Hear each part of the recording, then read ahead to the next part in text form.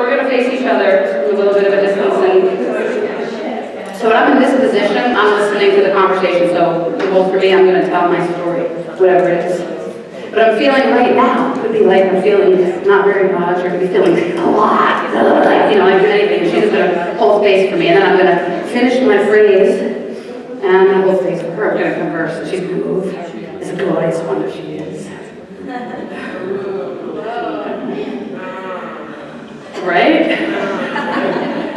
And when she finishes her phrase, we're just doing this for a moment, sweetheart, and then we'll be together. And then I'll talk, and then I'll finish my phrase, and then she'll talk, and we'll go. This is Alia with Dance with Alia, and I have had the most amazing weekend at FunFabFem, and I'm here with Toni Bergins. I have seen some of the most beautiful dancing I've ever seen in my life yesterday. And it's not because, and I've seen a lot of dance performances, it's not because of technique, it's not because of, and there were some dancers, it's clear, but it's because your process and what you taught allowed us to just completely go in and go out and center ourselves and really connect with ourselves.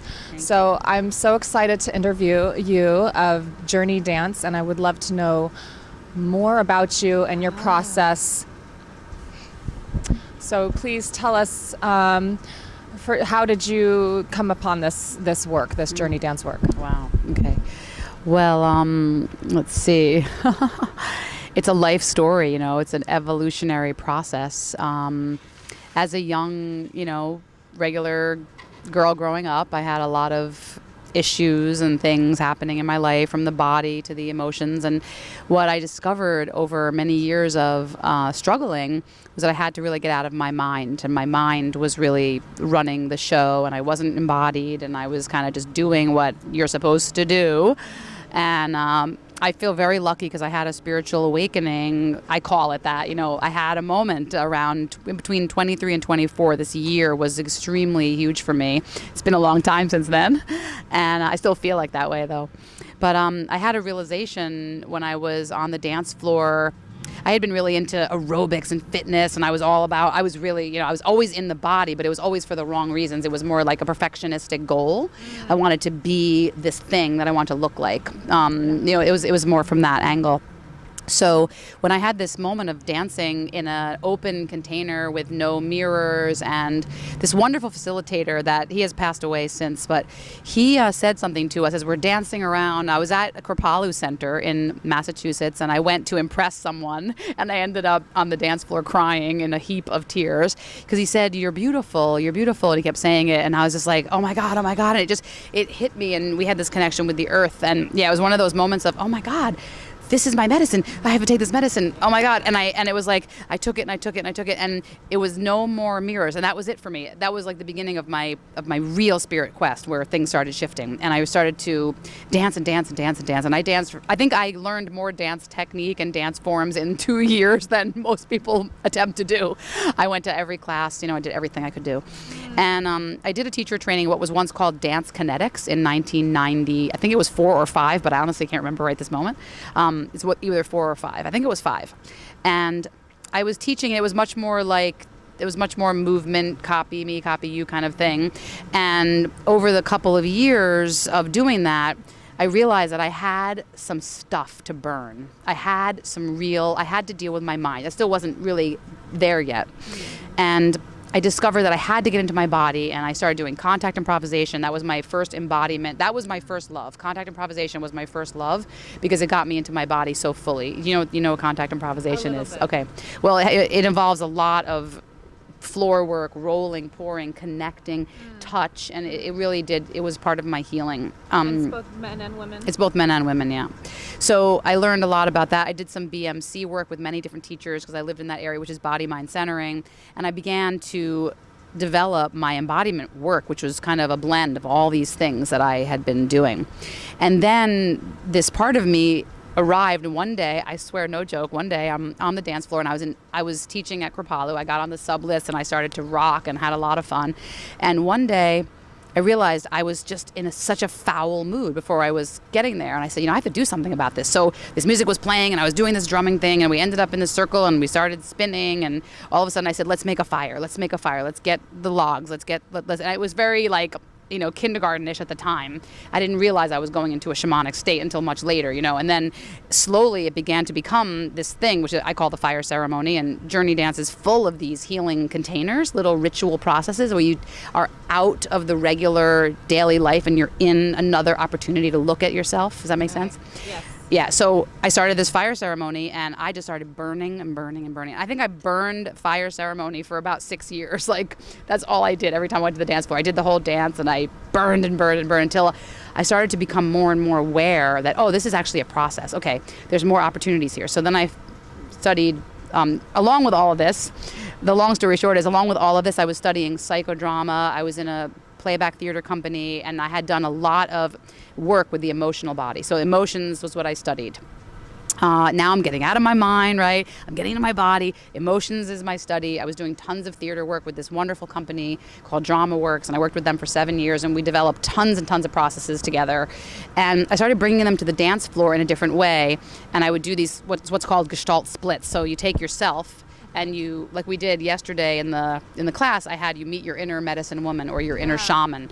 And we sort of take this moment and we say, okay, I'm going to separate out. I'm going to meet different parts of myself. So Journey Dance really developed into this whole process of, how do I meet different parts of myself? And how do I own my shadow pieces, whatever I call. I hate all the different words for the negative side, but how do I own all of those pieces of me that I push away? My power, my fierceness, my anger. What do I do with that? So with all the different pieces that I studied, including RC and other things that are about discharging your emotions, Journey Dance became born, and that's kind of good for now, I think. So I'll share more when you ask me other questions. Yeah. I just wanted to hopefully take a time to cut to where I have the video from yesterday where we're actually doing the fire as well. So even if I'm going to highly, highly recommend that you go to one of her Journey Dance workshops, or if you have other teachers. There are teachers all over internationally at this point. I have a teacher training that's got lots of wonderful, amazing, skilled facilitators out there. So if you have one in your area, you can check out journeydance.com and the Facebook group Journey Dance, and type in Journey Dance your area, you'll find somebody if you don't find it on the website. Yeah. So during this show, if you can't make it to an actual fire ritual, she creates that fire ritual actually within, closed space and ceiling and walls and everything. So where you actually can embody being that container for the people who are the fire and and then when you actually get that spark, or there's something you need to burn, you just go right into that circle and be that fire, be the flame. So that was a really fun part too, and allows you to embody this kind of kinetic energy, which is cool.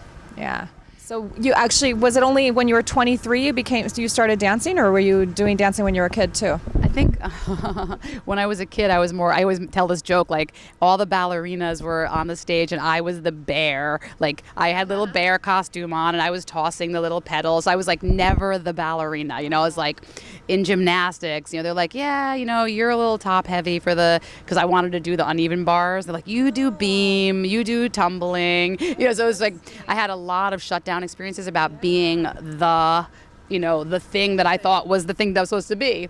And so because of that, I think I can relate to tons of people who, I was like the girl, give her the granny pitch. You remember like kickball, and they give you the granny pitch and you'd like kick it so hard it would hurt your foot because they slowed it down because they thought you were a spaz. Like that was me. I thought I was so I've enjoyed my wild dance and letting it be what is, instead of having it be something else. So trying to be, one of the things I say to people often, I say, do you want to be perfect or do you want to be weird? Because being perfect is such hard work and being weird is so much fun. Nice. So what do you hope that, what do you impart to your students or to your class? What do you hope that people get out of the Journey Dance experience? Oh my God. So this is really dear to my heart, and I've changed a lot over the years. So when I first started out, I was a very fiery person, and I was all about letting go, letting go, letting go, letting go.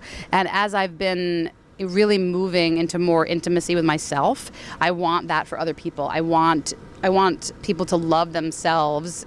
I invite people to love themselves at such a level where we're embracing all of ourselves. As I said before, even the judge and the mean parts of ourselves, and then this feminine, gorgeous, luscious part of ourselves that we might hide. And then the tenderness is what I'm really going for these days. And I have to admit that the more I dance with people, the more my whole mission now is much more about connecting than it ever was before. Now I want to see the person. I want to see each person, and I want them to be seen. And it is nothing to do with me, the process. The process is just, it's developed to create this container where by the end of the process, not only have you seen yourself, you've seen others, you've been seen, and then you've had joy, you've had access to your power, your passion, you're healing trauma, you're healing the dancer. I'm healing. We're all healing. And I say that word, it's more like integrating and in being who we are at this moment and saying, okay, everything that I've experienced up to this point has brought me to my fullness in this moment. And however we treat the past is really a choice, whether we run from it or terrified by it or we embrace it and bring it into the now. We really only live in this one moment. So I want to experience as much joy and connection as I can, because that's when I think we're in an isolated, even though we live in community, we have a lot of isolation with our computers, and I do love my computer, and I love my iPhone, but I think I love people more, and that's where I'm going now with the work. I do this process, a lot of heart dance processes that I've been really, really influenced by. I have a bunch of wonderful teachers who I've met in the recent years who really helped me, including Vin Marty from Soul Motion, who I love, who has brought me into a place of intimacy with myself that I was then able to bring into the journey dance that really added a layer for me of eye contact and touch and really letting go of the fear of connecting, and letting the vulnerability be a strength and not a weakness. Does that sound like a good answer? It is a good answer. That's beautiful. So I honor you so much. I thank you for the gifts that you give people, myself, and everybody, just who can even watching the people dance. And of course I jumped in as well, but it was absolutely beautiful. And I really recommend, whether or not you're a dancer or you're not a dancer, this can be transformative. And how amazing is that?